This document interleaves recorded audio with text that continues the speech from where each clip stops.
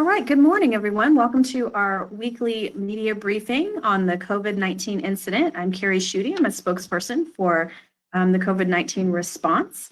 I'm going to start out with our numbers today, and then we'll introduce all the folks that we've got with us right now.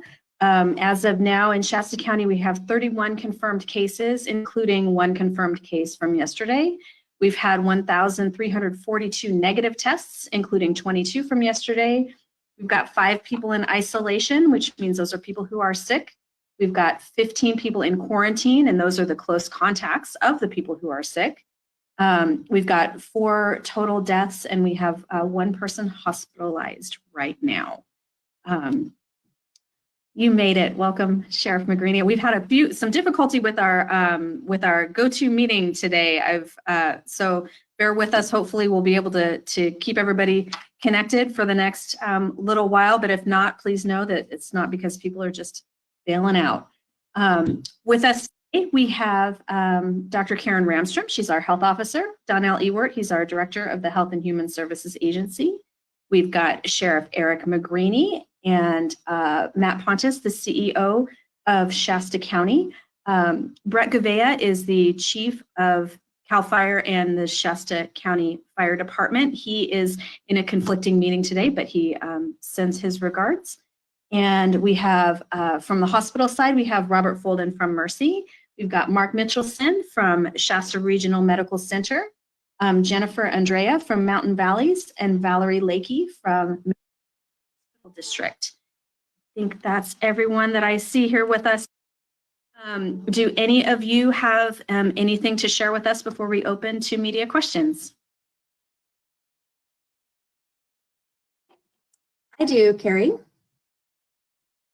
All right. So I did want to let everybody know that we had our first roadmap to recovery advisory committee meeting on Friday. We are very excited to get that group up and going.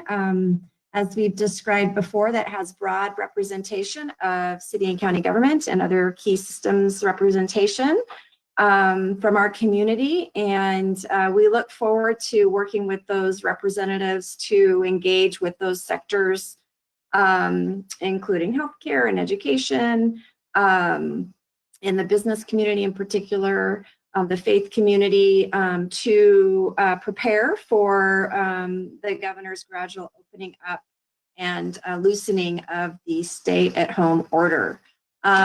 To remind everybody that we don't have a local order in place.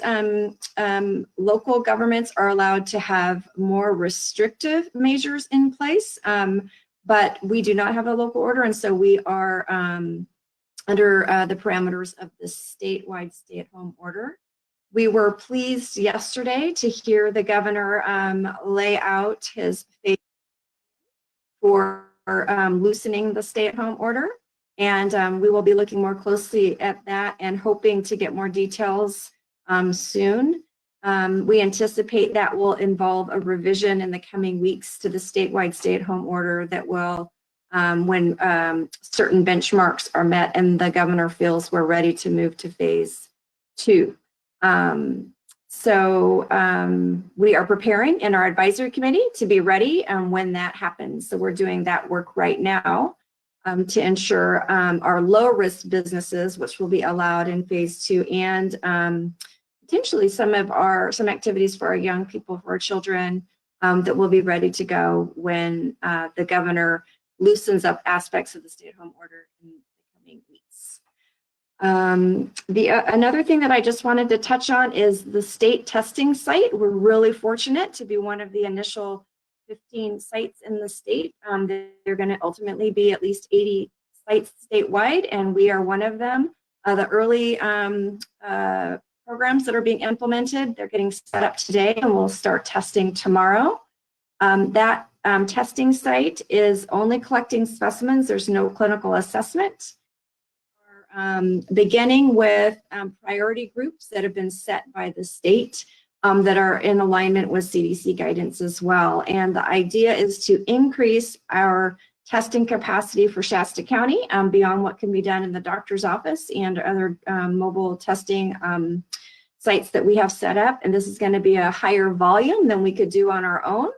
And it's going to really start with key groups that we want to make sure we're rotating through and periodically testing, including at-risk healthcare workers, particularly those in congregate settings or in hospital settings that might be at increased risk of exposure to COVID-19, as well as first responders and critical infrastructure workers.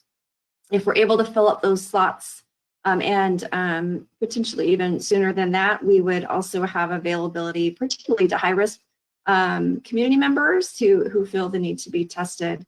And that would involve, at this point, for other than healthcare workers, symptomatic individuals, but moving to test asymptomatic individuals as well. So those are my key points today. Oh, I should just point out too, to remind people that, you know, we are under the statewide stay-at-home order, which is still limited to essential activities and businesses.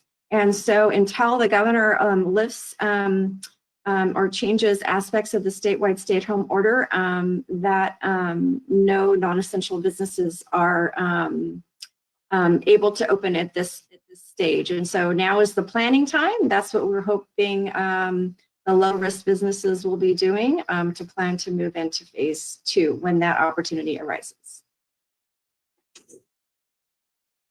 That's all I had. Thanks, Carrie.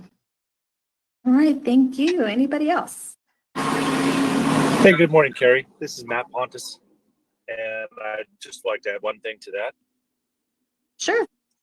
Okay, so, you know, another thing that happened and along those same lines as Dr. Ramstrom just pointed out was the Board of Supervisors yesterday had a special hearing. And in the special hearing, they agreed upon a letter that has been sent to Governor Newsom's office asking for a little bit more local control, because some of the statistics behind our region up here do not exactly mirror the state of California's as a whole. And so the letter asked for a request to lift the stay-at-home order for communities such as ours that met a certain amount of criteria.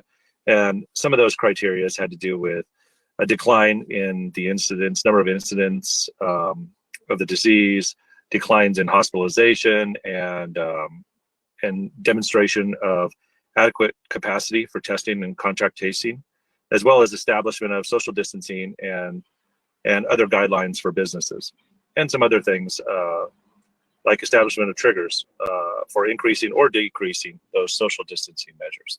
So there were a lot of good things in that letter that went down to the governor's office that will work hopefully in tandem with some of these other efforts that we have going on now for the businesses and the planning on how we would reopen if and when the governor releases their initial orders. And there may be a case where they allow some regions to open up, and we wanted to make sure we had a letter into the governor telling him that that was what we were looking for here in Shasta County. So I just wanted to add that and to part of the discussion and make sure that people want to see what that letter looks like. It's on the county's website under the special hearing, and it should be on.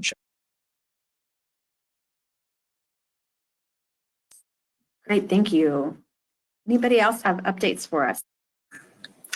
Carrie, I would just like to add that the hospital groups, Mercy, Shasta Regional, mayors, and patients in Vibra are meeting weekly with EOC staff, and we're continuing to plan and be prepared for this event and any future events that may happen. So I just think it's really important to know that as the hospital groups, we are still doing everything that we need to do to be prepared.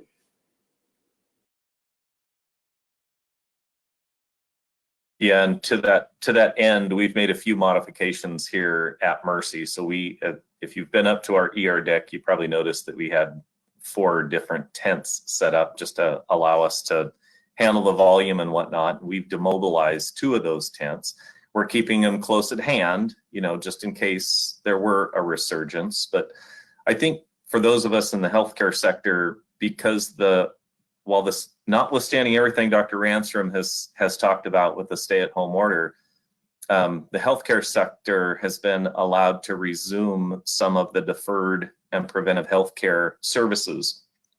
So all of us are sort of in the planning stage, different stages of that, but certainly effective Monday, we're opening up many of our outpatient services that were previously closed, and then we'll do a methodical reopening of what we'll call elective cases. But I want to be cautious with that because there's still a tremendous amount of thought that has to go into what type of cases, who those patients are, why we're allowing those cases. And then there's many other considerations, like we still need to be thoughtful about our personal protective equipment. We certainly want to make sure that we have testing to support knowing whether patients are COVID positive or not before they enter the operative environment. And then there's all those other things that we still have to respond to, like the social distancing and whatnot. So all of that still has ramifications. And with that will come another decision about visitation. That do we lift the visitation restriction and start allowing some visitation? And I will say, as of today, we're not going to lift that restriction. But I know we're talking about when do we transition to maybe one visitor a day again. So that I'm sure will develop in the next week or so. But that's where we're at today.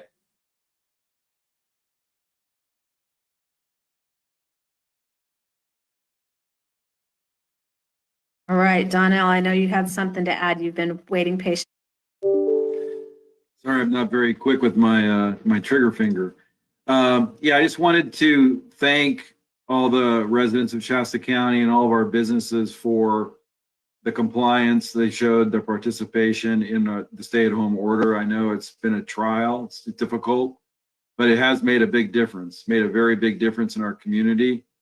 31 cases, 4 deaths. You know, our rate in Shasta County is less than 20 per 100,000.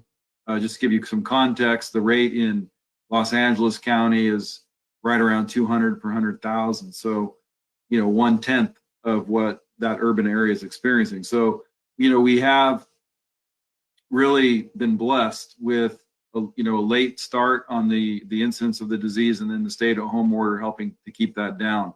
So I just want to really ask everybody to keep it up. I know it's hard, but we just need a few more weeks. The governor said a few more weeks till we can get to phase 2. We want to try to do that transition to phase 2 in a thoughtful way and a planned way. And, unless he responds differently to our letter, which I think is unlikely, I have to just be honest. I think, we're going to try to methodically plan for that phase and get ready for it. So the businesses can engage through the business roundtable that Jake Mangus has set up, and he's going to be working with Dr. Ramstrom through the Roadmap to Recovery Committee, and we're going to try to get everyone involved in doing this right. So I just again want to thank all the businesses for being patient.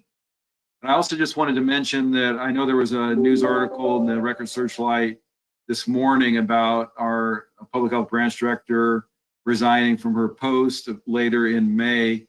And I just wanted to thank Brandy Isola for her long service at Shasta County. She has worked for us for over 18 years in a lot of different roles. And she was a deputy branch director for many years and under Terry Fields Hostler. She is the one who led our Department Operations Center before the Emergency Operations Center was open, and really got us off to a great start in controlling COVID-19.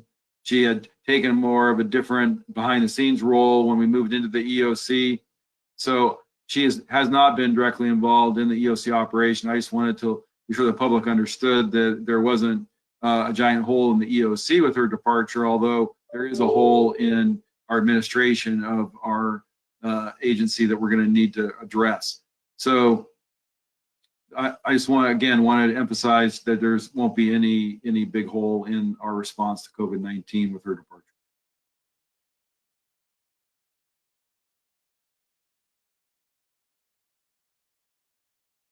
I just ahead. wanted to also Since Donnell brought up Brandy, to say thank you publicly to her and for her support and amazing leadership. And I'm going to miss her greatly. And we hope to be able to partner with her in other ways moving forward.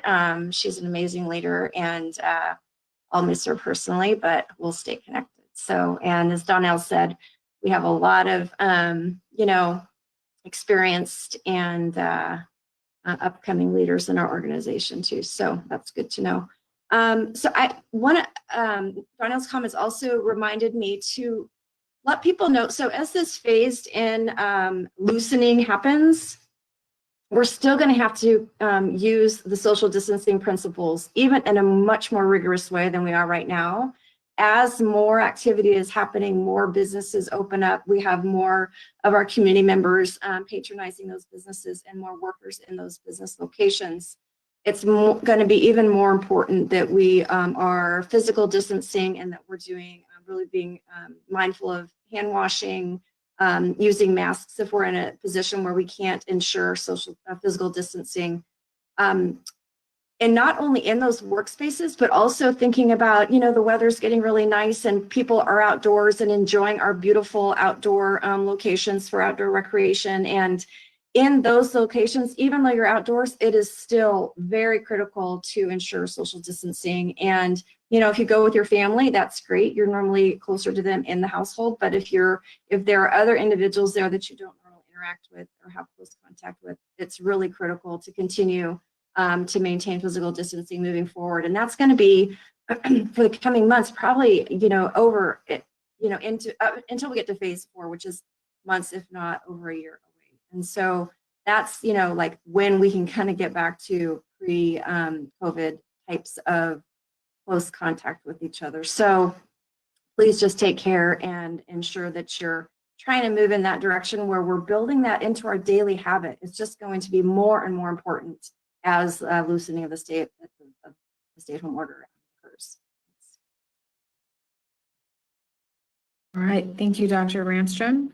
Anybody else have anything to add before we open up to media questions? Seeing no green lights, we are ready for your questions, media partners. Here I come. I have a question for Sheriff Magrini. I think. Are you aware of what appears to be a pretty major event at the Reading drag strip that's scheduled for next weekend, not the one coming up, but the following weekend? And if so, is anything being done about that? Your thoughts? Good morning, Mike. I am not aware of the drag strip. I was on Facebook last night and I did see where several other businesses are having a call to action. My terminology. We did talk as a group this morning at our command posts regarding our community and business engagement teams and continuing the push and the importance of education and making sure that businesses are being compliant through education. So we're still maintaining that direction and that effort to work with businesses and try to not have to do any enforcement. But I have not heard specifically of the drag strip. Okay, I don't know then if this would be for you or perhaps one of our medical folks. But I'm told from a reliable source that there was somebody who is expected to attend there who tested positive for COVID-19 back on the 24th. And that man also had a party for his son's birthday with more than 40 people in attendance there. And so I'm wondering if we're aware of that, if all those people are being contact tracing is done with all of them, and also on top of that, is there any more push for more contact tracing now as this develops? As we're seeing, there's more testing. Is there going to be more contact tracing? And I'll ask that to whomever is willing to answer. So I'll take the initial, and then I'll defer to the medical professionals. Again, I have not heard of any large, I mean, I see a lot on Facebook. I think we all have different people expressing their opinions, their desires. I am not been made officially of any large gatherings or anybody that's tested positive that's going to be attending a gathering.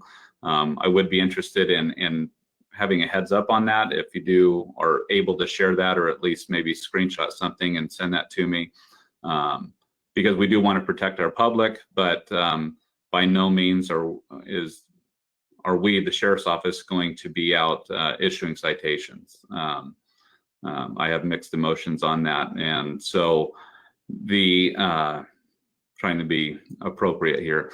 The as far as this specific individual or a case involving a party, I'm not aware of that, and I'll defer to anybody who may have information on that.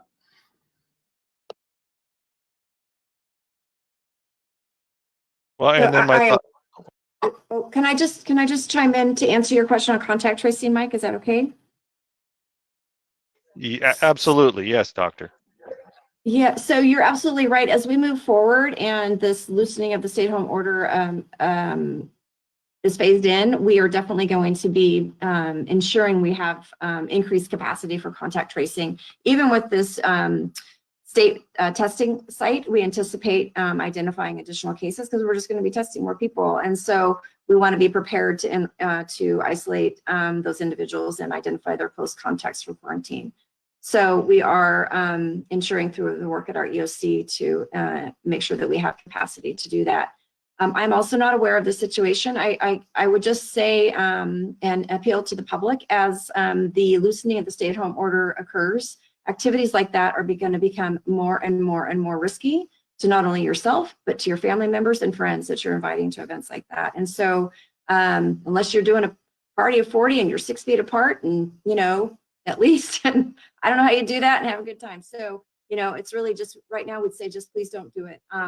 The one thing that was not announced in the governor's stay-at-home order is when they will lift some of the number restrictions on public gatherings. Even if that is gradually phased in, so say for example, who knows what's going to happen in phase 2, they say, oh, you can actually have public gatherings up to 10 people, for example. I don't know if that will happen. You would still have to integrate and include in social distancing if you're interacting with people who aren't part of your household. So, you know, I hope just moving forward that, you know, the only way we're going to be successful and being able to move forward and not have to move back as this loosens up is that individuals really do their part. And so we're just going to keep reiterating that and be really grateful to the majority of the community that is paying attention and doing that, and mindful of those who aren't and helping them to participate. Thanks. Thank you. I just might add also to, if Mike, if you've got information about that situation that you can pass on to Dr. Ramstrom, you know, that's important information. It sounds like someone might be violating a quarantine order or an isolation order. That's information she needs to have so she can look into it. So I don't know if you're willing to do that, but that would be helpful. Oh, no, absolutely. I mean, it was given to me. It was not like a confidential source or anything. And I do have a name, but I won't say it now. I don't want to get into HIPAA waters here, but yes, I'll pass it along.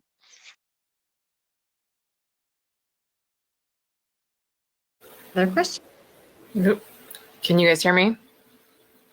Okay, I was having audio issues earlier, so I'm guessing Mr. Pontes, you would probably be the one to address this, but if anybody else has, or if he's still here, is he still here? Oh no. Well, maybe, maybe. Okay. Yeah, he had to hop off to another meeting. I'm not passing the trigger finger either. Okay, maybe one of you could address this then. It's sort of a whole county thing. I'm just curious with all, you know, and it's not just Shasta, obviously, but you guys are Shasta. So, you know, there's all these counties sending these letters and whatnot, you know, hoping to reopen earlier than maybe some of the worst hit places.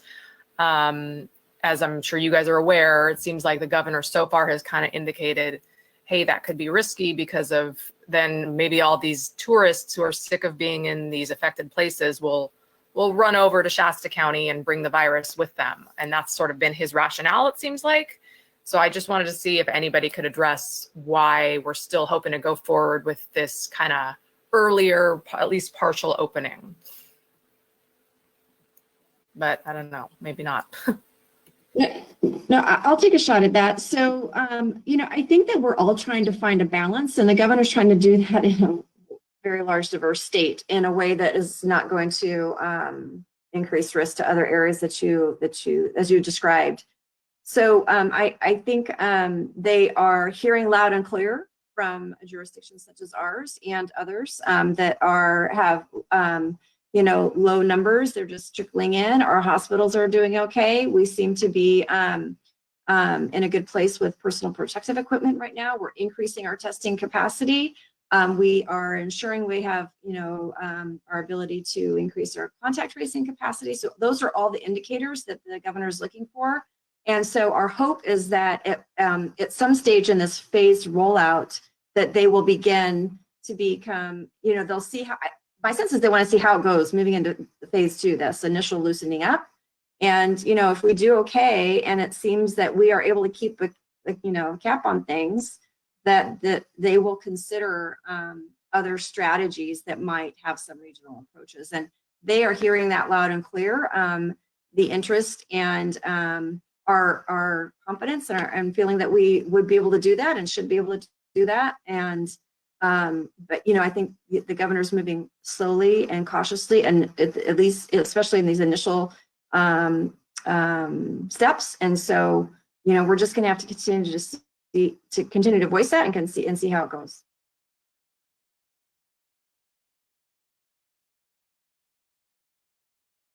I can also address that in the letter that the Board of Supervisors agreed to send to the governor.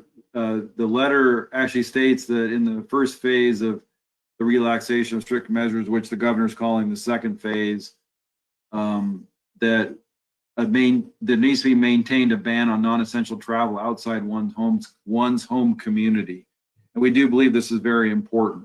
And the Board of Supervisors thinks this is very important as well, that people do not do non-essential travel. So it's really, the emphasis is on, let's get some of those non-essential businesses open with the social distancing and sanitation requirements that would be necessary for them to operate safely.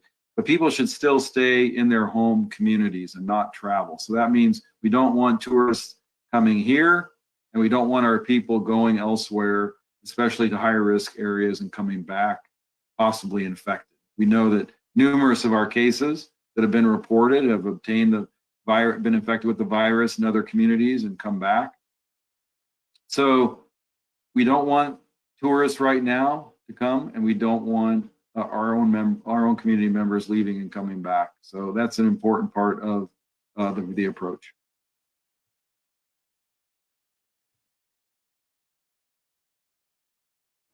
Elena, did you have another question? Well, yeah, it's just quick follow-up then, and I apologize that I don't know this from reading the whole thing in great detail, but would it seems like a lot of talk in this whole issue has been about, it's basically the honor system. Would there be, I imagine there wouldn't be some way to literally border patrol, make sure nobody comes into this county, right?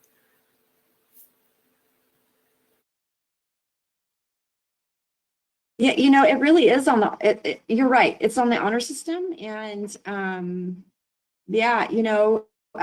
that's why the governor, you hear him appealing to personal decision-making and personal behavior and responsibility, and helping us as a state to succeed as this opens up. So you're right. That is challenging in terms of how that could otherwise be enforced. I had a quick question for Dr. Ramstrom.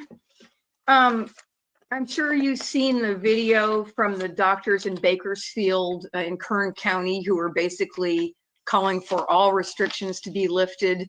And that seems to have gone viral, and a lot of people are sharing that. So my first question is, Dr. Ramstrom, what do you think about that? And the second thing is regarding the testing site at Shasta College. You mentioned, of course, the at-risk people, healthcare workers, people with symptoms. And I think at the end you mentioned maybe asymptomatic people. is that for kind of the worried well? And is that just up to their own discretion, like if they feel the need for testing? So let me address the testing piece first, if that's okay. So the CDC and the state health department have outlined testing priorities, and they include what we've been doing already: symptomatic individuals, hospitalized persons, and those are symptomatic people. So, and there's a couple other groups in there. And then moving forward, though, since this will allow us more capacity to test and have surveillance within our population, as well as surveillance and monitoring in high-risk settings, that's the idea. And so they are moving towards testing, periodic testing of asymptomatic people without symptoms in certain high-risk areas. So, for example, one of our biggest areas of concern are healthcare workers in congregate settings, or skilled nursing facilities, assisted living, group homes, residential types of settings for services. So that's also in the priority groups, and that's going to be a focus, as well as, our first responders. They may or may not have symptoms, but there's certain groups, especially groups coming into the area to do seasonal work, that we might want to test and have those strategies to ensure that we're identifying the few asymptomatic individuals, as we roll that out. So it's still in the developmental stages, and the company that's doing it is getting their system in place in terms of appointment making. Ultimately, we're hoping, so we need to kind of fill in those lanes. That's what they're talking about. We need to actually maximize the capacity of the testing site for those kinds of groups before we get to more of like asymptomatic general public. But I think that will come along, pretty quickly, and we're not going to restrict that. It depends on what their sign-up system is going to look like. Oh, and then, okay, to get to the video. So, a lot of people have opinions, and I think looking at what's happening across the globe, we have to move cautiously. That's my opinion, and I think having this stepwise approach is consistent with what I've heard my colleagues and other public health professionals and experts in this area, their comments as we've been having these conversations across the state with colleagues. The recommendation is to go slowly and move cautiously, and the same principles apply. We want to protect vulnerable groups. We want to make sure we're not overwhelming our healthcare system, so that, as we have more movement and interaction with each other, that our healthcare system, which has done a lot of work to ensure they have capacity, that they can actually provide services at their normal, a high level of quality of care. We don't want to push them to the brink. And so we just have to move carefully, and and as we monitor our indicators, hope to be able to progress that with, we're ensuring that we're not moving too quickly.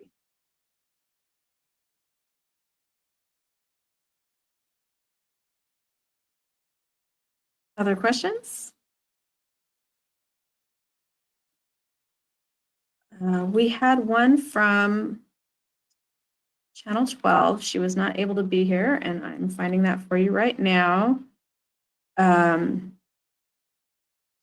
Okay, so she was asking about she actually named a specific business by name that decided to defy the stay-at-home order. She wanted to know if the health department is aware of the business being open. I know we are. It's been in the media. What are the thoughts of public health regarding businesses being open?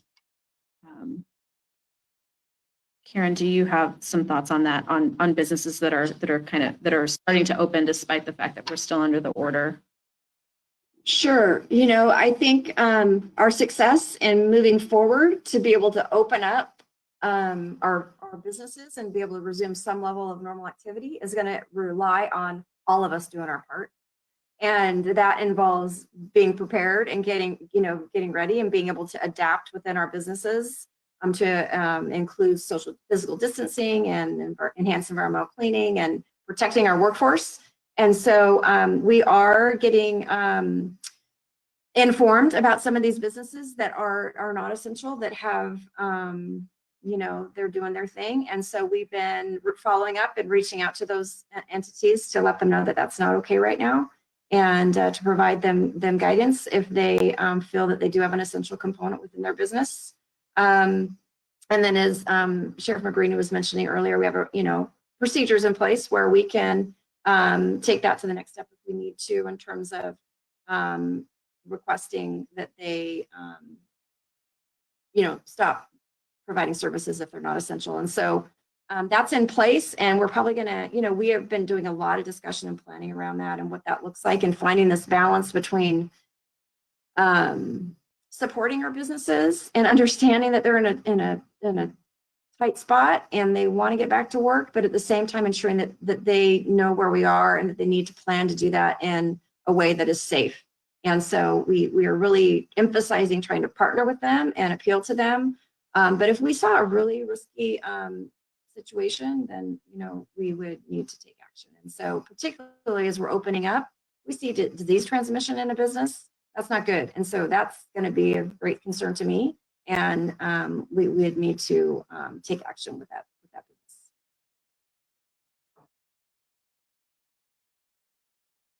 Okay, any other questions before we wrap up for the day? Hearing none and seeing no green lights, I will thank you all again for your time, for joining us today. We will be back again on next Wednesday at 11 a.m. and you can look for our daily updates every evening, usually by 6 o'clock. Those should be out on our Facebook page and our website. And we will see all of you next week. Thank you for your time.